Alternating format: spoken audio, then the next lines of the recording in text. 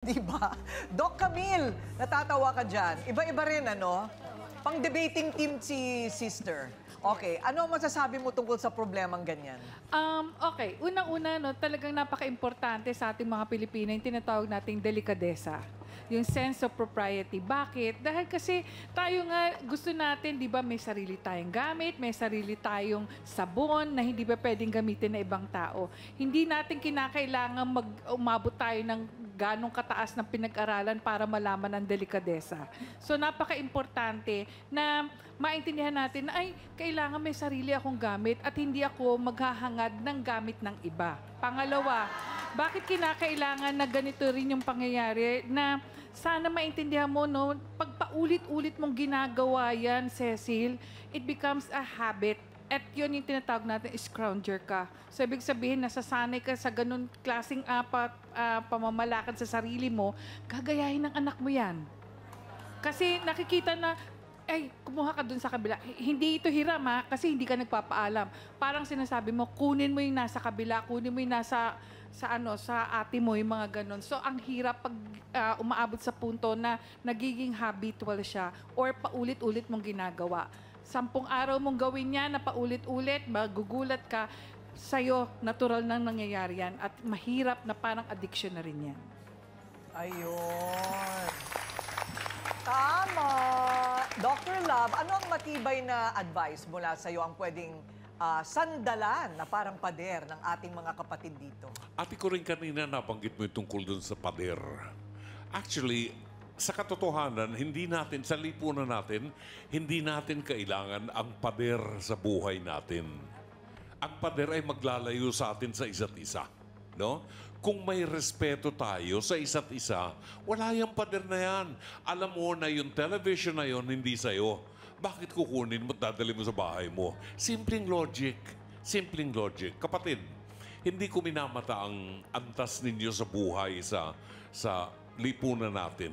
Pero nakikita ko rito yung sinasabi ni Pope John Paul II, yung callous to sin. Nakasanayan natin gumawa ng kasalanan, hindi na tayo nagigilty para tayong kontraktor. No? Nakasanayan na yung kasalanan, wala nang feeling of guilt. Eto, nakasanayan natin yung kahirapan ng buhay na kontento na kayo dyan sa buhay na yan. Wala ka ng pangarap, Cecil, bumili ng sarili mong television na maliit. Kasi may nakukuha ka dun sa kapitbahay mo. Wala na yung respeto mo eh. Yung shampoo niya, ginagamit mo. Nakasanayan mo na yan. Wala ka ng pangarap sa buhay. At yan ang lulubog ang buhay mo sa ilalim ng lupa, hindi ka na-asenso. Kasi wala kang pangarap. Mangarap ka at abutin mo ang pangarap mo. Tingnan mo buhay ng mahirap, ha? Hirap na.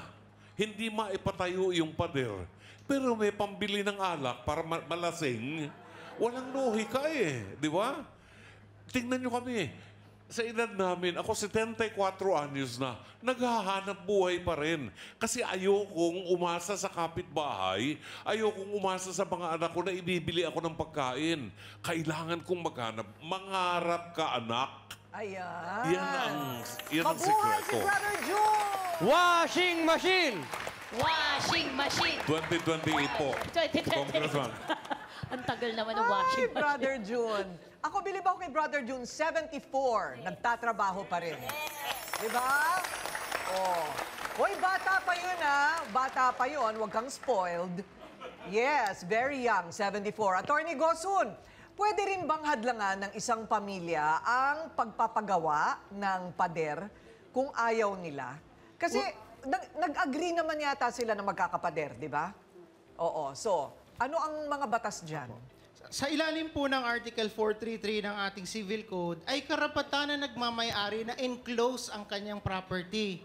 Meron lamang po yan na limitasyon na kung hindi na makadaraan talaga yung tao o makukulong siya doon sa kanyang property, ang tawag po natin dyan, easement. Sa tanong po ni Ate Coring, karapatan po ng tao na isasara po ang kanyang property. Ngayon po, masabi na rin natin na dahil nagsishare ho kayo ng pader, Nasa batas din ho yan. Under Article 622 ng ating Civil Code, ay sinasabi na parehas ho kayo nagagastos dyan sa pader na iyan sapagkat parehas ho kayong makikinabang. Ang sa atin po na masasabi ho natin, para hindi po nagkakaroon ng violation dyan sa privacy na yan, nagnanakawan, ay tapusin po natin yung pader na yan at pagtulungan na gastosan yan. Si ate na may 3,000 na utang sa kanya at yung kulang niya sa iyo, ang tawag po ng batas ay compensation. Ibig sabihin, o-offset nyo lang ho yung kulang ni ate. Nagdadagdag na lang siya, equal na ho yung inyong sharing. Ayan.